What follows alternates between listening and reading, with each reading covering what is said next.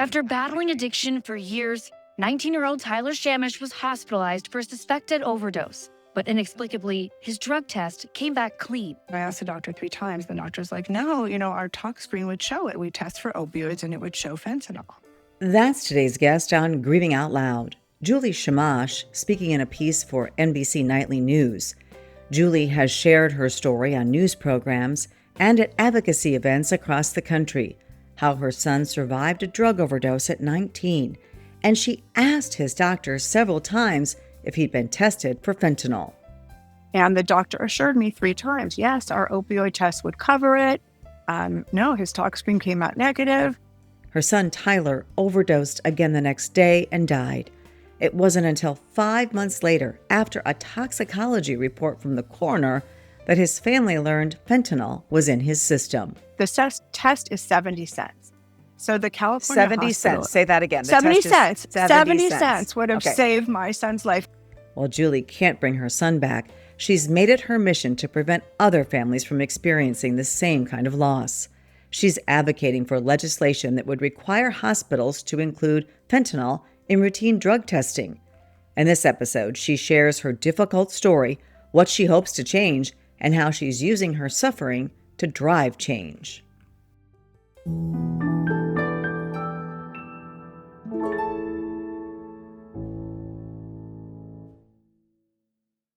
When I was at the White House in May for the release of the 2026 National Drug Control Strategy, I had the privilege of meeting some of the most extraordinary people in this fight.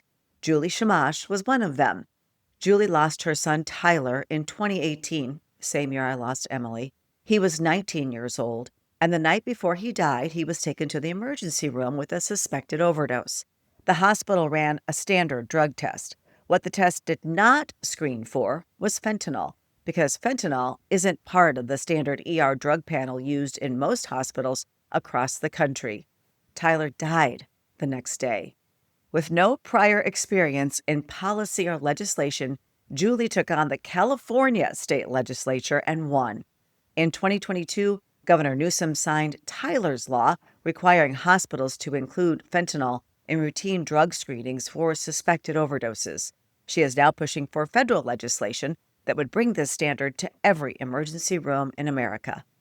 As a mother who has also lost a child, I feel the full weight of what drives her. It is grief, but it's also love in action. Juli, thank you so much for joining me. Thank you so much for having me. Really appreciate it.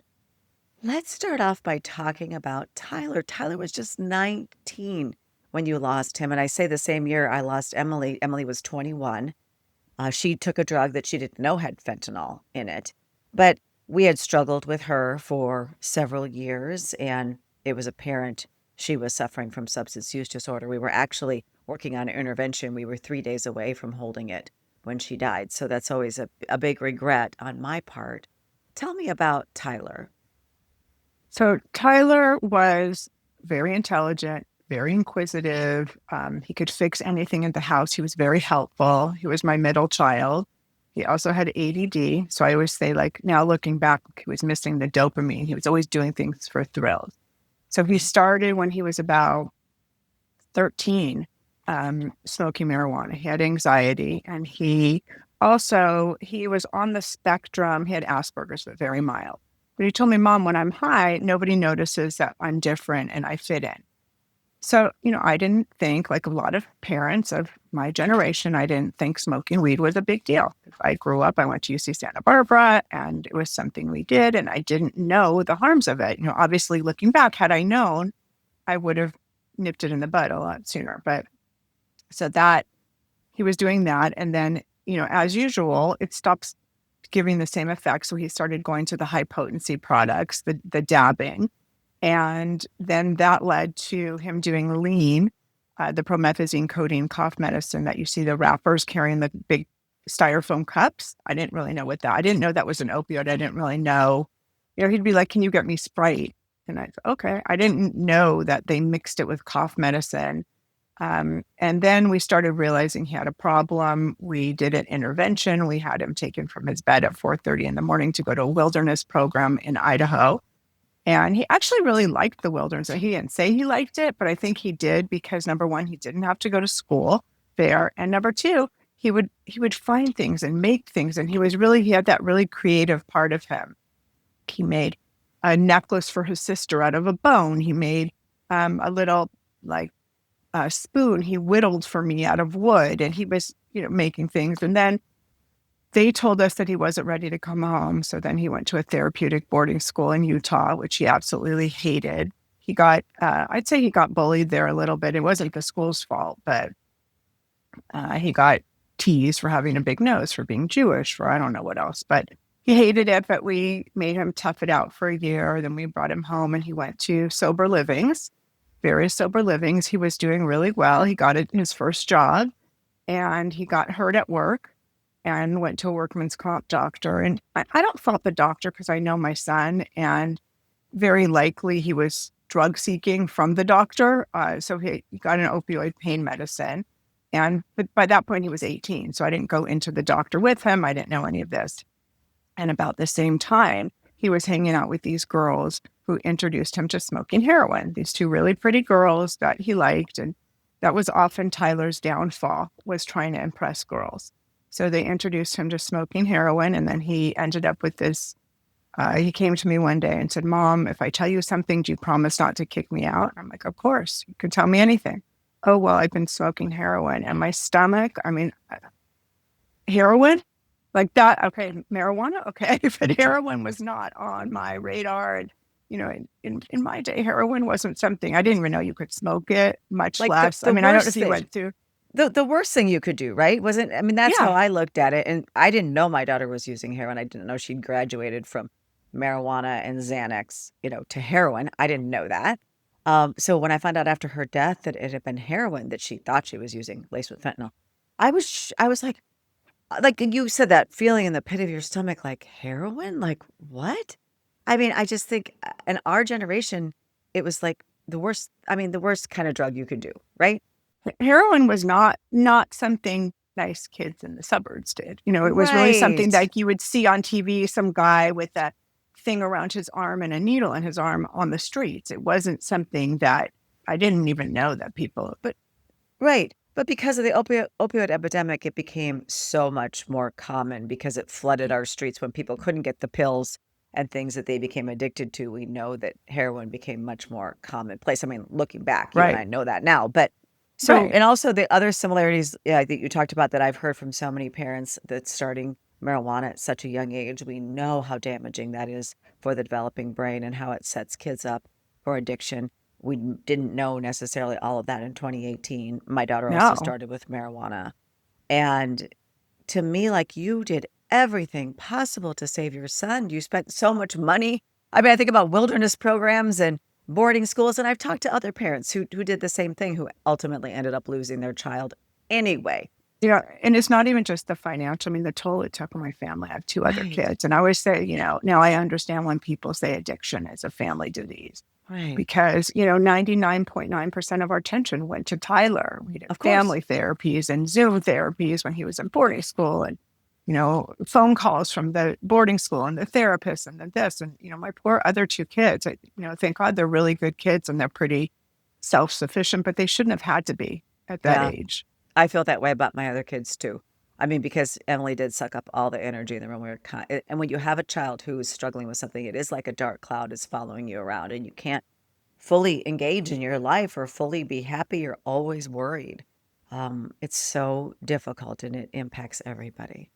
And now we can't fully engage with our life because no matter what you do and you are happy, there's always that underlying sadness. Even if you're the happiest thing and, you still notice who's missing. You Right. can't I help always it. call it the dance between grief and joy. The dance between grief and joy. I wrote a blog about that, even that, you know, that will always be with us. I think it's not that we can't experience joy 8 years later. I just marked the 8th anniversary of my daughter's death, and but there's still that, like you said, that underlying grief, because we shouldn't have lost them, and we shouldn't have lost them. Were it not for fentanyl, they would still be Yeah. here.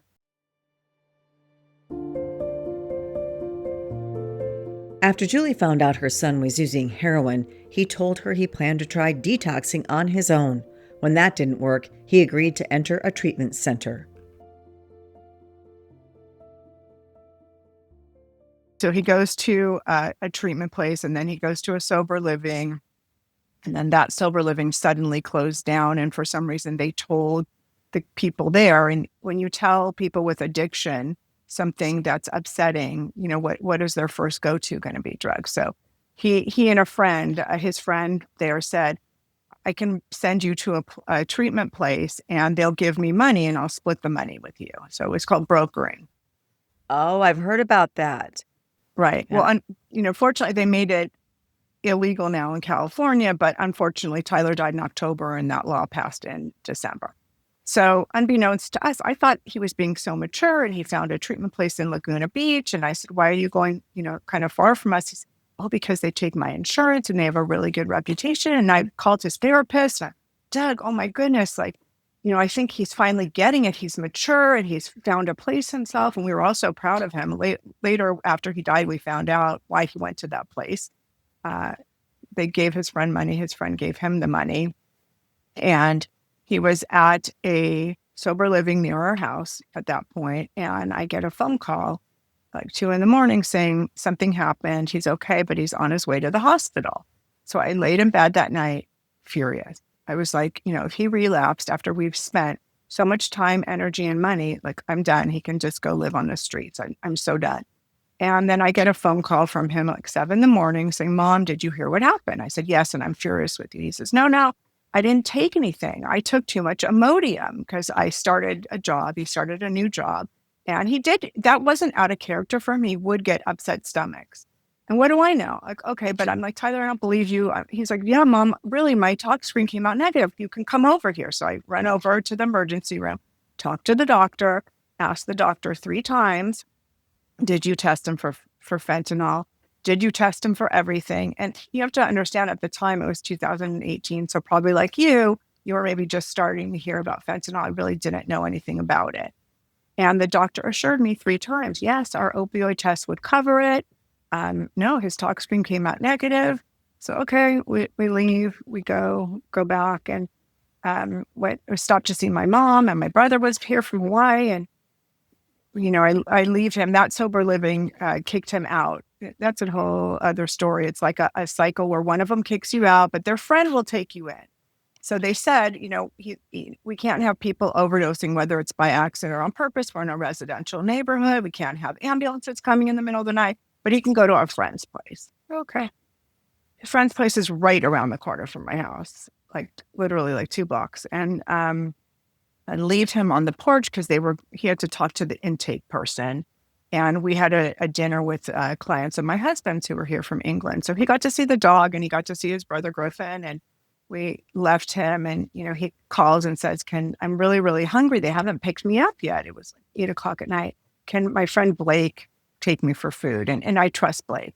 I'm like, yes. Blake, the only thing Blake does is smoke marijuana. So I'm like, okay, but if Blake's car even smells like marijuana and you inhale anything and your drug test there turns out positive, you're done.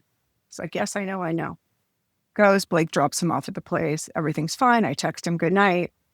And then I'm folding laundry. It was a Sunday. I'm folding laundry because the day before I spent it in the emergency room with him. And I'm finally, I can do everything I was planned on doing the day before. My husband goes to brunch with a friend.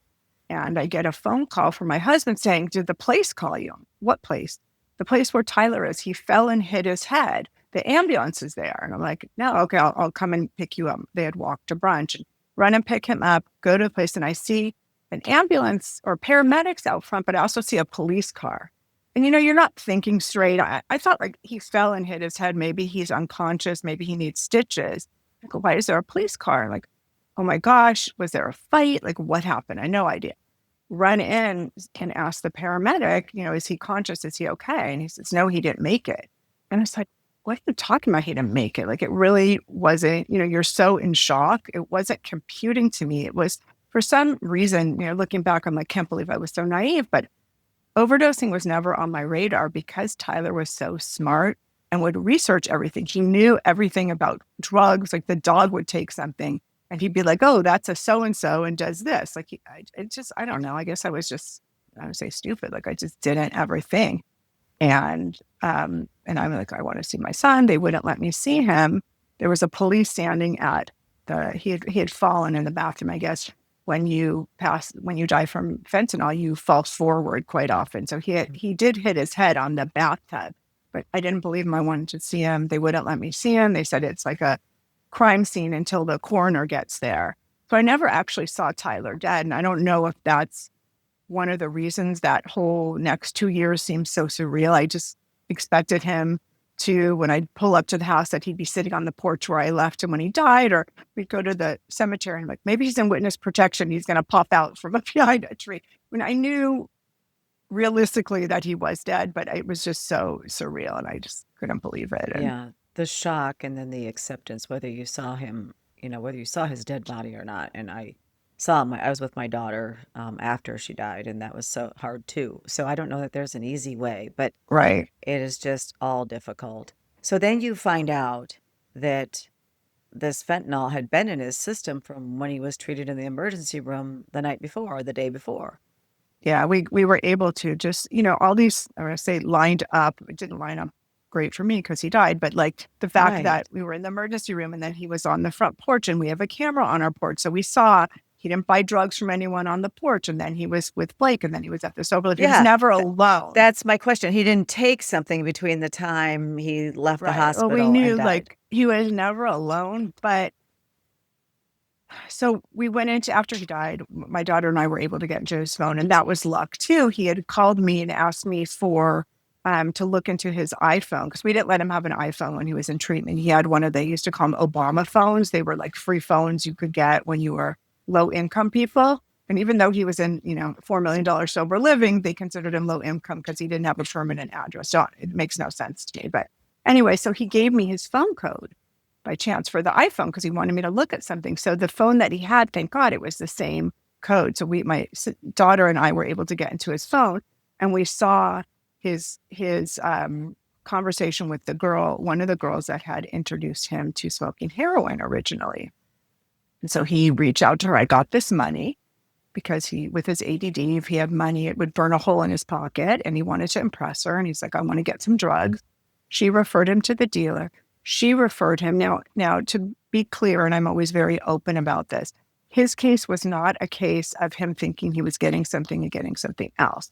She said to him, let's not get heroin, let's get fentanyl. I do it all the time and it's better. And she had a tolerance, but he had just gotten out of treatment. So he hadn't used it all. And he had never used fentanyl before. It was like, I'm Not saying, knowingly relatively new. anyway. Right. Yeah, it's so interesting to me that in 2018, people in California were already seeking fentanyl, because that's more of a later trend in many other parts of the country, right? A little bit Right. later I mean, I had that started to never happen. heard of it, Wow. but I found out later that the reason that people in treatment would do fentanyl is it goes out of your system more quickly than heroin. So, they're all smart. They know if they're drug tested at sober living on a Monday, they're not going to test them again till like probably Friday. So they could time it basically. Yeah. So you find out from his phone that he had That it was received. fentanyl. Yeah. Right. And so we pursued, we were lucky again in this instance that the DEA had just come out with their HIDA task force, and there had been an article about it. So I tried to contact LAPD, but couldn't get in touch with their homicide. And then I called the DEA here. They had a meeting with LAPD within an hour. And then another hour, somebody was at my house from the Los Angeles police getting Tyler's phone.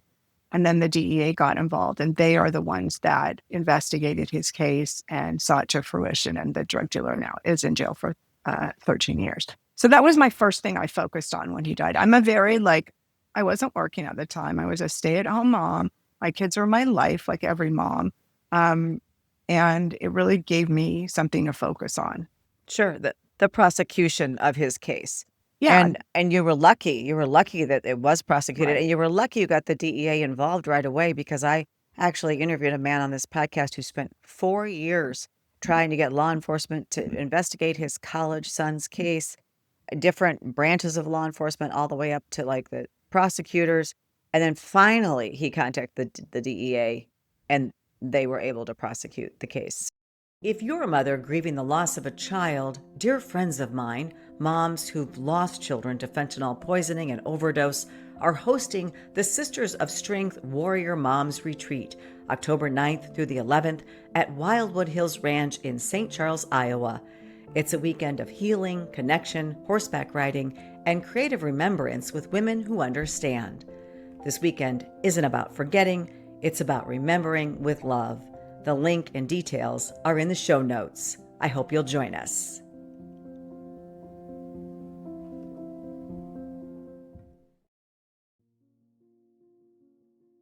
So I went through the whole spiel with Oklahoma Bureau of Narcotics, got my sit-down meeting with probably a dozen agents, got a lot of sympathetic ears. They assigned me a case agent, and it started out great. Started out really great. And then this individual got assigned to a different unit. Yes, for the second time, the agent working on Graham's case was reassigned. Mark says yet another investigator was then brought in to take over. Things kind of went on, and I would reach out to him every once in a while. Hey, where are we going with this? Now, when I say I reached out to him, I wasn't bugging these people on the daily. This was, I'd go a month or two before I would, understand. You were giving him some time. I understand how things work. Do I want you on this case 24/7? Well, you bet I do. But I know that's, I was kind of giving them a wide berth. And where are we at on this case? And so another month or two would go by, and I said, look, if you're not going to do anything, can you at least have my son's phone and his laptop back? Because it doesn't sound like you guys are doing anything with it. And they go, yes. And I was like, well, that's not the answer I was hoping for. I was hoping for, we're still working on. And so I drove to Oklahoma to get Graham's laptop and his cell phone, because people thought I was nuts, but I was like, would you trust your son's belongings to FedEx or the post office? No, not if that's the last thing you have of him. No, I agree. I know there's too much evidence on there. Mark Russell never stopped pushing for answers in his son Graham's death. After 4 years of investigating the death on his own, a federal grand jury indicted Graham's dealer in December of 2023. You can hear Mark's full story by heading to this episode's show notes, where we've included a link. You can also find hundreds of other Grieving Out Loud episodes anytime on our website, emilyshope.charity. I feel so bad for that gentleman, but I'm so glad you were able to get swift justice. There are a lot of parents like that. A lot of parents in small towns where the police are like, well, your kid was just an addict. I mean, we were so lucky I didn't feel like we faced any of that stigma. I'm sure it had to do with where we live. And he was one of the first cases, and they weren't seeing white suburban kids dying from overdoses. Same with Emily. Yeah. Right? I mean, she was beautiful. She was white, educated, suburban, all these things. And it was kind of a novelty at the time. And it's become much more commonplace since then. So after that, when did you realize that the law needed to be changed? When did you embark on that mission? Okay, so I found out that the drug test doesn't test for fentanyl. One of the managers at a sober living mentioned that. The doctor probably thought it did, right? The doctor who you dealt with. The doctor did. The doctor didn't have ill intent. Of course not. No. Mm-hmm. And I tried to call all the emergency rooms around me to let them know. I wasn't going to sue the hospital. It's not going to bring my son back. I'm going to ruin the doctor's life. He didn't do it on purpose. And if anyone's fault, it was probably the head of the lab or the head of the ER for not letting these doctors know that there's this new drug on the horizon. I didn't want it to happen to anyone else. So I tried to contact all the ERs. I was able to get in touch with the ER where he had gone, but the other ones, they don't give you their email address. You can't call them. I, passed on messages. No one ever reached back out to me. So I'm like, this is ridiculous. We need to pass a law. And I think I even got in touch with SAMHSA, and I'm like, I didn't even understand. I think standards of care were like a set thing, like almost like a law, like hospitals have to do it. It's not something that they have to do, like a law that they have to follow. It's just like what everyone does for a standard of care. So anyway, I happened to be on a Zoom with different people, and it was about marijuana actually. And there was a woman, Heidi, on there, and we were introducing ourselves and saying like kind of what we were working on. I was telling Tyler's story and saying, I want to get this law passed. So someone said, there's a doctor in San Diego, you need to meet her. She is working on the same thing. And that was Dr. Ronit Lev. She was at emergency rooms in San Diego, and she was actually trying a pilot program in San Diego to have all the emergency rooms test for fentanyl. So I got in touch with her, and she's like, yeah, I have the language for the bill written, which, thank goodness for me, because I don't know medical stuff. And so she's like, I just have not had any luck with getting anyone to sponsor it. So I'm like, oh, I'm your girl. Like, if there's nothing my kids will tell you, I'm a nag. So I'm like, I will get someone to sponsor it if it's the last thing I do. So I reached out, I sent snail mail and emails, because I'm like, okay, the emails they can delete, but as snail mail, they have to open to every legislator in the health committee of the California House and an assembly and the Senate. I sent to everyone, and we finally got a wonderful California senator named Melissa Melendez to sponsor the bill. Now, she was Republican, and if you know anything about California politics, we're a very Democrat state. And so the fear was, are people not going to co-sponsor the bill with her because she's Republican? She's very outspoken also. For us, it didn't turn out that way. Ronit and I went to the Assembly health hearing. We both testified. And then the Senate one, we both testified. And it went to the governor's desk. And until he signed it, it was a fear. Like, is he not going to sign it because it's sponsored by a Republican? And they actually didn't do a public signing with us. Like, I tried to contact them because the joke was Ronit really wanted the pen from the signing.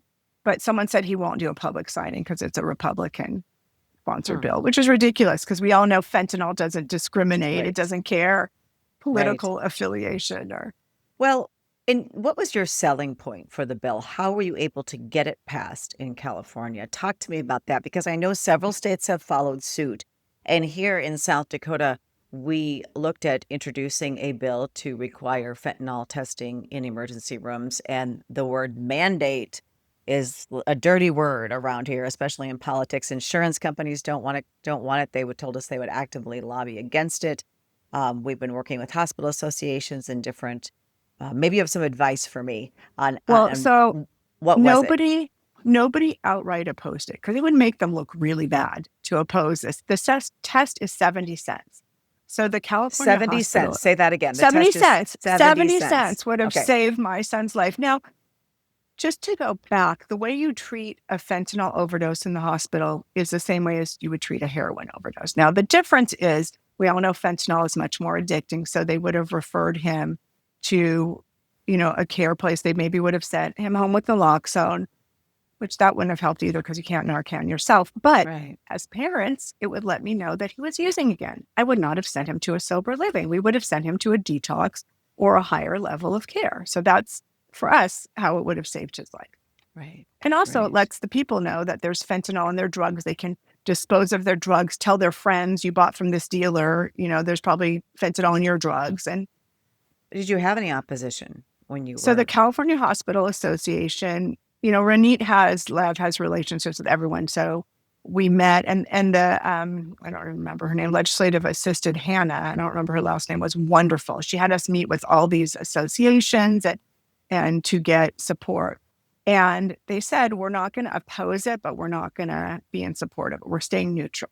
So at one of the hearings, someone came from the California Hospital Association and said, we're concerned about our rural hospitals or rural underperforming hospitals. I've heard that too. That they're not going to be able to do the test. Mm-hmm. So here's where Ronit's expertise comes in. She's like, you have the right equipment. You just need different reagents.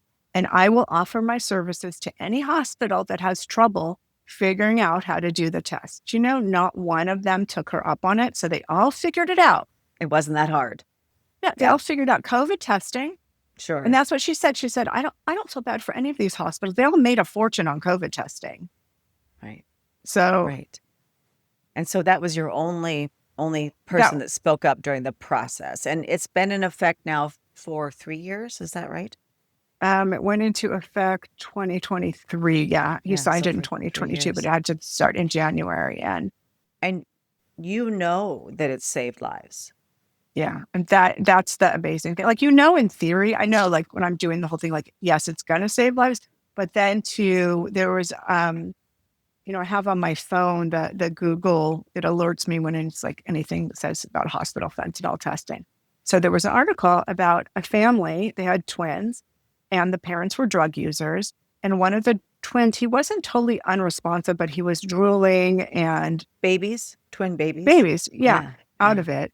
Took him to the hospital. They tested him for fentanyl.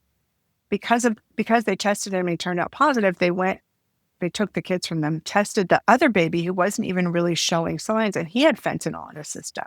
Wow. So they took the kids from them. The fact that they took the kids from them got the parents to get sober. Parents got sober. The kids are now with the parents. I think the kids are now 4 years old, twins, beautiful family. They're sober, they're together. So I look at it like we saved 4 lives. No kidding. That's a miracle story. That's amazing. Yeah. And I reached out to the mom, and so we're friends on Facebook, so I see the kids and everything. So does that give you some comfort? I know losing a child, there's nothing that can make up for that or fill that hole, or nothing's going to bring them back. But the fact that you went through all this, you know, the prosecution of the drug dealer, you went through the lobbying and getting that law put into place, and other states have followed. That's an important thing to note too. And it saved lives. Has all that been helpful for you? It has. It made me feel like his death wasn't in vain. I mean, honestly, Angela, I thought that when the bill got passed, and the way I even found out, like no one even contacted me that, you know, the governor passed it. The person who contacted me was from the Emergency Nurses Association, the California Emergency Nurses, and they've been amazingly supportive. And I remember specifically, I was at this little park near my house with the dog, and I felt when I found out I was going to be jumping for joy. And I was happy, but I still had that sadness. Yeah. And it was the same thing when the drug dealer got, sentenced. I thought like, oh, it's closure. I'm going to be sad. I wasn't happy. His mom is sitting there crying. Her son's now in jail. My son is still dead. The only benefit is he can't sell to anyone else, to kill anyone else's kids, but there's no closure. No, there's no real satisfaction. I think that's what I noticed in the cases that were prosecuted involving my daughter's death and the death of others, quite frankly, that there was really, even though there were convictions, and I was glad that they weren't out doing, like you said, dealing to other people, possibly killing more people, it didn't make me happy. It didn't bring me any sort of like, oh, this is done now with a bow on it, because that loss will always be with us. Right. So I wasn't jumping for joy, but then, you know, they did a story on me and Ronit and the law and Lester Holt. So it was a national news story. So after that story, I had parents reaching out to me through Facebook Messenger saying, oh my gosh, something similar happened to my kid. How can I do this in my state? How can I help you?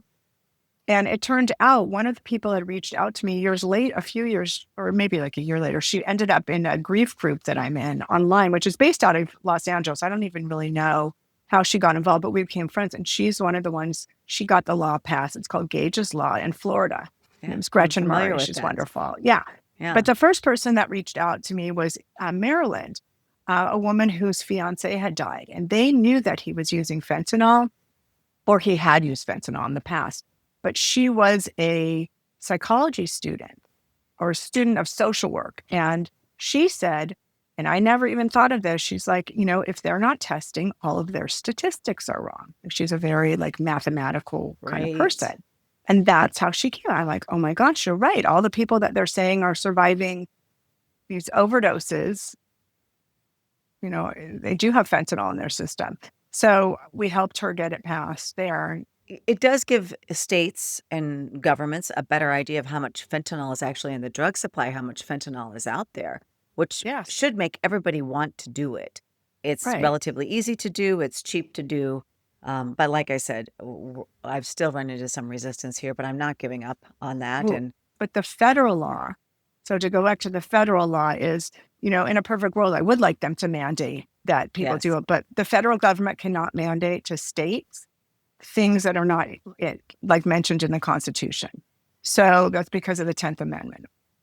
And so the federal law says that Health and Human Services will do a study and find out, you know, how many hospitals are testing, what are the negatives, there are no negatives, and they will make a recommendation to all hospitals. So they're not issuing a mandate that you have to do something. They are issuing a recommendation. And that will not only let them know about fentanyl, but then a light bulb's going to go on over their head saying, oh my gosh, if we're not testing for fentanyl, we need to do separate tests for xylazine. We need to, for any new drugs on the horizon. They're going to think twice about that. Well, in this, you're talking about the federal law. So there's a federal bill that was passed in the Senate in March, I believe, of this year that would Yes. do exactly what you're saying, have Health and Human Services do a study and then make a recommendation to hospitals across the nation. It's now before the House. Do you know where it stands? It is. We had a hearing. So it was first introduced 3 years ago, and it didn't go through that legislative session. We always had positive feedback from Energy and Commerce Committee, from the staff on there. And it was really just them finding a time. Every time they have a shutdown, it backs everything up. So they didn't get it passed. So then this time it was reintroduced. And they were so supportive. They're like, Julie, we know about the bill. We've heard from all our members. It's really just a matter of time. So they did have a hearing in the Health Committee. And Representative Guthrie is the chairman of Energy and Commerce. And he likes everything to go through regular order, which means it goes through the exact procedure. There's certain ways you can skip certain things, but he does not allow that. So it went through the hearing with a bunch of other bills. And now it has to go through something called markup in the Health Committee and then markup in the full Energy and Commerce. And then it would go to the floor. And, unfortunately for us, one of the rooms that they use for these markups is under construction. So now it's even a worse backup of bills. And Energy and Commerce is in charge of a lot of committees. So them trying to find the time. So they've assured us it's going to happen. They thought possibly in May. Well, it's not going to happen in May. They're out this week. So I'm hopeful June. And I'm kind of on hold. I don't have to be there for the markups, but I want to be there. I mean, it's my baby. Yes. I want to be sitting there with... It's named after Tyler, even on the federal level. Yeah, and I want to be sitting there holding his picture. So if they're going to vote against it, they have to look at me and face me. Are you ready to protect the next generation from the dangers of substance use? Emily's Hope has created a comprehensive K-12 substance use prevention curriculum designed to educate, empower, and equip students with the tools they need to make healthy choices. Our age-appropriate lessons start in kindergarten and build through high school, using science, real stories, and interactive learning to help kids understand their bodies, brains, and risk of drug use. We're already reaching thousands of students across multiple states, and we're just getting started. Visit emilyshopeedu.org to learn more and share our curriculum with your school administrators and counselors. At Emily's Hope, we believe prevention begins with education. Let's work together to keep our kids safe.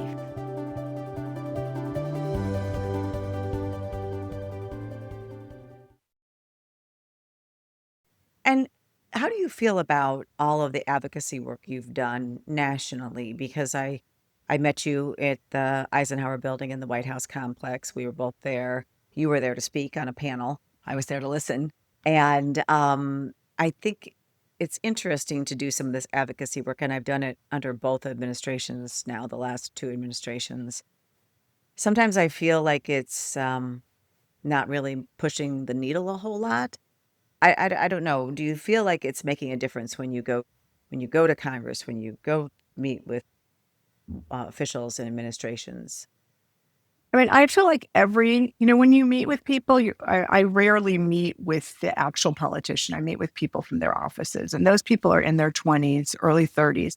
And I feel like if nothing else, even if their boss decides not to co-sponsor my bill, those are one or two people that now know this, and they can spread the word. And that's what I've always thought. I go and speak to schools or businesses, and if it's not a big audience, that's okay. Because even if it's 10 people, those 10 people will tell other people about fentanyl poison drugs. So that's kind of always the way I look at things. And what's next for you? If hopefully we will have Tyler's Law federally. It's growing across the country in terms, I know there's different names for the laws in different states, and we're working on it here in our state. But what's next for you? I don't know. I think, I am actually concerned about that. I was thinking about that yesterday. that once I don't have this to focus on, because I didn't know anything about getting a bill passed. It's a lot of sending emails, meeting with people, and people don't answer you. I've sent emails to certain offices that I won't name, and look, I'm sorry, it takes you 2 seconds to respond and just say, sorry, we're not interested. They don't answer me. I don't even know, am I emailing the right person? Are they not getting it? And I'm just that nagging. I'm like, hi, one time I'm like, hi, it's my monthly nagging email. And they, still don't answer. So it's really, besides speaking at schools and doing my advocacy and doing outreach and all the things I do, really, this is my main focus. So I am concerned that when I don't have this, am I going to be in a puddle on the floor? Because I feel like, not that I didn't grieve my son, because I grieved my son, but like you, I have other kids, and you got to hold it together for the other kids. And I remember every time I would start crying, I'm like, my husband, men want to fix things, so he would get upset. And there's no fixing this. When you miss your child, there's nothing anyone can do to make you feel better. I mean, I've met amazing parents, and we have an instant bond, I feel like, with any parent whose child died this way.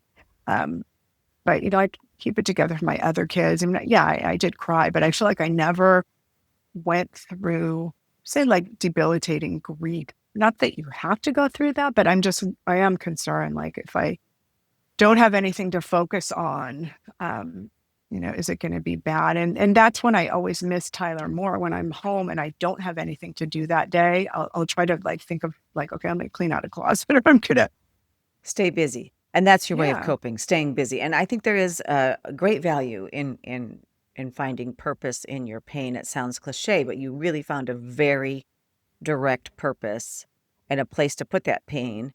And when that all goes away, I get it. I get it. What happens, because I've done the same thing. I'm a doer. I've been busy. Emily's Hope has a lot of initiatives, and I just keep thinking of the next initiative. What's the next thing we're going to do to help people? What's the next thing that needs to be done? So I think you'll find another. I do. I know I want to focus. I don't know. Well, since you didn't know your daughter was using heroin, but Tyler was in all these sober livings, and he had ADD, and they wouldn't let him take Adderall. And they expected him, and he was young too. I think when we took him out of the boarding school, he was just under 18. And they expected him to pay attention in their meetings, and then he would get in trouble for not paying attention, but they wouldn't let him take Adderall. And I'm like, I hindsight's 2020, and I really try not to think of all the things I didn't do, because I feel like we did do so much, but then always it comes into your head, why didn't I fight more for him to take the Adderall? I mean, I feel like I set him up for failure. Well, I think you're taking too much of it on. And I do that too. I mean, we all do that, right? We all take too much of the problem on, and there are so many things out of our control that we couldn't have stopped or prevented anyway, and so many outside forces, like someone telling him he can't take it, that are beyond our control. But that might be something that you can look into next. And they wouldn't let him, as a parent, we don't have addiction in our family, which doesn't make us better than anyone else. It just means I had no experience dealing with this, and I listened to the professionals. So Tyler wanted to take Suboxone, and they all said no, he couldn't at a sober living because he'd be trading one addiction for another. Well, now hindsight, who cares? I don't care if he would have stayed on Suboxone his whole life. I mean, diabetics stay on medicine. Oh, that's so upsetting to me, because we know that is the gold treatment for substance use disorder. We know it keeps people alive. We know people can be on it for years, just like they're on diabetes medication. But I do believe back in 2018, and hopefully they've changed that now, these places, and they would allow him to be on Suboxone today. I hope that has changed. But you should look into that. I think that's maybe the next thing. I'm also going to look into if they are still taking kickbacks for referring people, because I did read an article recently, all these places fly people in from out of state, and then with their once their insurance doesn't pay, they kick them out, and the people can't get back, even though there's a law that says that if they fly them in, they have to provide a ticket back. So maybe that will be my next. I'm going to follow it, because you get things done, and I can't wait kind of to see what you take on next, and I hope I can be part of that effort in some way as well, just like we're working here to continue Tyler's Law in our state. For more information on the bill and Tyler's name at the federal level, check out the show notes for this episode. We've included a link to the full text of the bill, along with its current status. At the airing of this podcast, the U.S. Senate has passed the bill, but the House had failed to introduce it for months. While you're checking out the show notes, we'd sure appreciate it if you'd take just a moment to share this podcast with your friends and family and give us a 5-star review. The more people who hear these stories, the more awareness we can build and the more lives we can protect.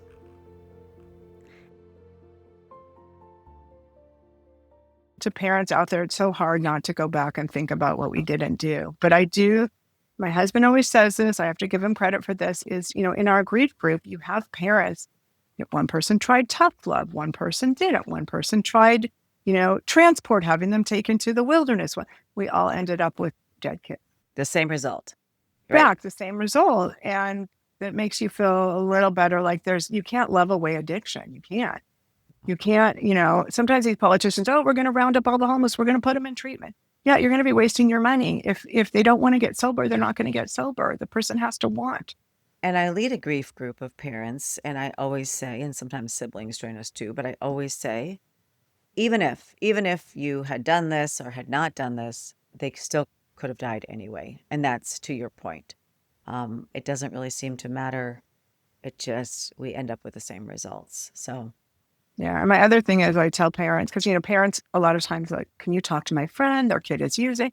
And I was like, why do you want to refer them to me? Look, you saw my result. I don't have all the answers, but I do feel like parents need to trust their gut, because listening to the experts, they don't work out. And if you trust your gut, at least you maybe won't say, I should have done this as much.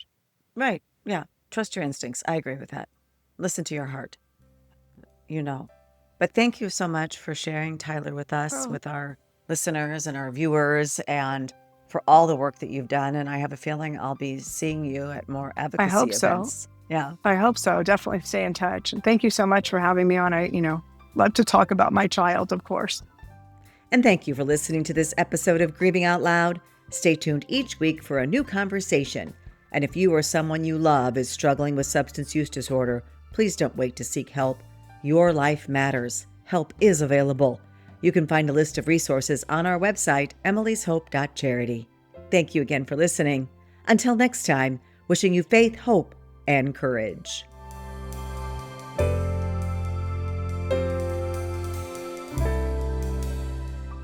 This podcast is produced by Casey Wannenberg King and Kaylee Fitz.